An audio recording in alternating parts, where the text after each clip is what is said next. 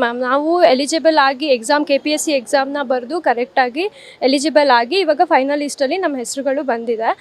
ನಮಗೆ ಏನು ತೊಂದರೆ ಇಲ್ಲ. ಈಗೇನು ಅವ್ರು ಅಲಿಗೇಷನ್ಸ್ ಮಾಡಿದ್ದಾರೆ, ನಮಗೆ ಅದ್ರ ಮೇಲೆ ಯಾವುದೇ ನಮ್ಮ ಮೇಲೆ ತನಿಖೆ ಮಾಡಲಿ, ನಾವು ಎಲ್ಲದಕ್ಕೂ ರೆಡಿ ಇದ್ದೀವಿ.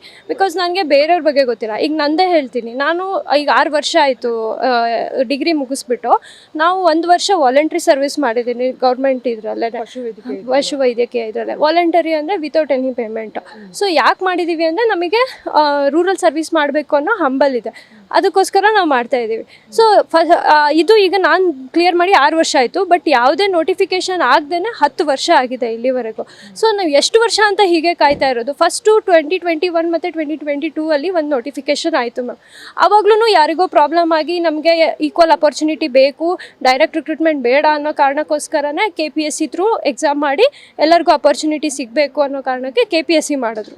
ಇವಾಗ KPSCಯಲ್ಲಿ ಎಷ್ಟೊಂದು ಜನ ಕಷ್ಟಪಟ್ಟು ಜಾಬ್ ಮಾಡ್ಕೊತಾನೆ ಓದಿ, ಕೆಲವರು ಪರ್ಸ್ನಲ್ ಲೈಫು ಮದುವೆ ಆಗಿರುತ್ತೆ. ಸೊ ಎಲ್ಲನೂ ಮ್ಯಾನೇಜ್ ಮಾಡಿಕೊಂಡು ಕಷ್ಟಪಟ್ಟು ಓದಿ ಇವಾಗ ಎಲಿಜಿಬಲ್ ಆಗಿ ಫೈನಲ್ ಲಿಸ್ಟ್ ತನಕ ನಾವು ಬಂದಿದ್ದೇವೆ.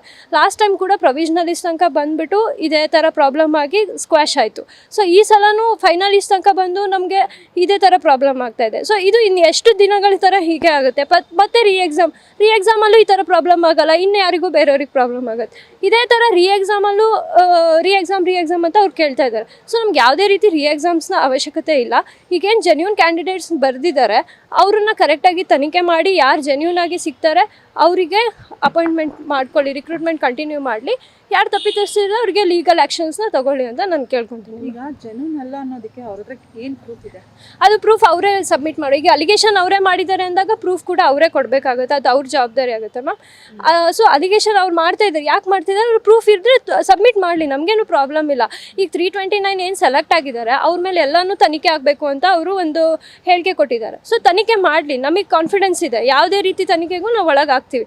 ಬಟ್ ನಾವು ಜೆನ್ಯೂನ್ ಅಂತ ಗೊತ್ತಾದರೆ ಮತ್ತು ನಮಗೆ ರೀ ಎಕ್ಸಾಮ್ ಇಲ್ಲದೇ ನಮಗೆ ರಿಕ್ರೂಟ್ಮೆಂಟ್ ಕೊಡಬೇಕು. ಬಿಕಾಸ್ ಇದು ಪ್ರತಿ ಸಲವೂ ಯಾರಿಗಾದ್ರೂ ಪ್ರಾಬ್ಲಮ್ ಇದ್ದೇ ಇರುತ್ತೆ. ಇದೇ ಥರ ಮತ್ತೆ ರಿಕ್ರೂಟ್ಮೆಂಟ್ ಮಾಡಿದೆ, ಇದೇ ಈಗ 10 ವರ್ಷ ಆಯಿತು, ಇನ್ನೂ 10 ವರ್ಷ ಆಗುತ್ತೆ, ಅಲ್ಲಿಗೆ ಏಜ್ ಬಾರ್ ಆಗುತ್ತೆ. ಸೊ ಇದೇ ಥರ ಪ್ರಾಬ್ಲಮ್ ಆದರೆ ಈಗ ಇದಾಗುತ್ತೆ. ಎಷ್ಟು ವರ್ಷಗಳ ನಂತರ ಇದು ಜಾಬ್ ಇದು ಮಾಡಿರೋದಪ್ಪ? 10 ವರ್ಷ ಆದಮೇಲೆ ಮ್ಯಾಮ್ ಇದು 2021 ಮಾಡಿದ್ರು, ನೋಟಿಫಿಕೇಶನ್ ಆಯಿತು. ಆವಾಗಲೂ ಇದೇ ಥರ ಪ್ರಾಬ್ಲಮ್ ಮಾಡಿ ಈಕ್ವಲ್ ಅಪರ್ಚುನಿಟಿ ಬೇಕು, ಡೈರೆಕ್ಟ್ ರಿಕ್ರೂಟ್ಮೆಂಟ್ ಬೇಡ ಅಂತ ಹೇಳಿ KPSCಗೆ ಹೋದರು. ಸೊ KPSCಲಿ ನಾವೆಲ್ಲ ಕಷ್ಟಪಟ್ಟು ಓದಿದ್ವಿ, ನಾವು ಯಾರೂ ಅಪೋಸ್ ಮಾಡಲಿಲ್ಲ. KPSC ಥ್ರೂ ಡೈರೆಕ್ಟ್ ಇತ್ತಾ? ಹಾಂ, ಮೊದಲು ಡೈರೆಕ್ಟ್ ರಿಕ್ರೂಟ್ಮೆಂಟ್ ಇತ್ತು. ಅಂದರೆ ನಾವು ಡಿಗ್ರಿಯಲ್ಲಿ ಏನು ಮಾರ್ಕ್ಸ್ ತೆಗೆದಿರ್ತೀವಿ ಅದ್ರ ಮೇಲೇ ತಗೊಳ್ತಾ ಇದ್ರು. ಸೊ ಅದರಲ್ಲಿ ಏನಾಯಿತು, ಈಕ್ವಲ್ ಅಪರ್ಚುನಿಟಿ ಸಿಗೋದಿಲ್ಲ ಎಲ್ಲರಿಗೂ. ಕ್ಲಾಸ್ 1 ಇದು ಆಗಿರೋದ್ರಿಂದ KPSC ಥ್ರೂ ಮಾಡಬೇಕು ಅಂತ ಹೇಳಿ ಕೋರ್ಟ್ ಆದೇಶ ಮಾಡ್ತು. ಆ ಆದೇಶ ಥರನೇ ನಾವೆಲ್ಲರೂ ನಡ್ಕೊಂಡ್ವಿ, KPSC ಓದಿದ್ವಿ, ಇವಾಗ ಫೈನಲ್ ಲಿಸ್ಟ್ ತನಕ ಬಂದು ತಲುಪಿದ್ದೀವಿ. ಎಲಿಜಿಬಲ್ಲೇ ಆಗದೆ ಇರೋವಂಥ ಸ್ಟೂಡೆಂಟ್ಸ್ಗಳು ಕೆಲವರು ಈಗ ಮತ್ತೆ ಅವರಿಗೆ ಒಂದು ಅವಕಾಶ ಬೇಕು ಅನ್ನೋ ಕಾರಣಕ್ಕೋಸ್ಕರ ಈ ಥರ ಅಲಿಗೇಷನ್ ಮಾಡಿ ಮತ್ತೆ ಅವರಿಗೆ ರೀ ಎಕ್ಸಾಮೇ ಮೇನ್ ಇದು ಹೇಳ್ತಾ ಇದ್ದಾರೆ. ಸೊ ಅವ್ರಿಗೆ ತಪ್ಪಿದ ಶಿಕ್ಷೆ ಮಾಡೋ ಬೇಡ, ಬರೀ ರೀ ಎಕ್ಸಾಮ್ ಮಾಡೋದ್ರಿಂದ ಏನು ಪ್ರಾಬ್ಲಮ್ ಸಾಲ್ವ್ ಆಗುತ್ತೆ ಅಂತ ಅವ್ರ ಉದ್ದೇಶ ಅಂದರೆ ಮತ್ತೆ ಓದಿ ಅವರಿಗೆ ಅವರು ತಗೋಬೋದು ಅನ್ನೋ ಕಾರಣಕ್ಕೆ ಓದಿ ಅನ್ನೋದಕ್ಕೆ ಅವರೆಲ್ಲ ಎಲಿಜಿಬಲ್ ಆಗಿಲ್ವಲ್ಲ. ಅದೇ ಅದು ಅವ್ರ ಪ್ರಾಬ್ಲಮ್ ಮ್ಯಾಮ್. ಈಗ ನಾವು ಓದಿದ್ದು ನಾವು ತಗೊಂಡಿದ್ದೀವಿ, ಮತ್ತೆ ಎಕ್ಸಾಮ್ ಅಂದರೆ ಅವ್ರಿಗೆ ಇನ್ನೊಂದು ಚಾನ್ಸ್ ಸಿಗುತ್ತೆ, ಇನ್ನೊಂದು ಸಲ ಓದಿ ನಾವು ಮಾರ್ಕ್ಸ್ ತೆಗೆದು ಸಿಗ್ಬೋದು ಅನ್ನೋ ಕಾರಣಕ್ಕೋಸ್ಕರ ಈ ಥರ ಮಾಡ್ತಿದ್ದಾರೆ. ಈ ಥರ ಇದು ಮಾಡ್ತಾರೆ. ಅದು ಎಷ್ಟು ಜನ ಇದ್ದಾರೆ ಅಂತ ಗೊತ್ತಿಲ್ಲ ಮ್ಯಾಮ್, ಬಟ್ ಅದರಲ್ಲಿ ನಾವು ಕಂಡಿರೋಂಗೆ ಎಷ್ಟೊಂದು ಜನ ಈಗ 600ಕ್ಕೆ 210 ಮಾರ್ಕ್ಸ್ ತೆಗೆದ್ರೆ ಎಲಿಜಿಬಲ್ ಅಂತ ಅರ್ಹತೆ ಇರುತ್ತೆ.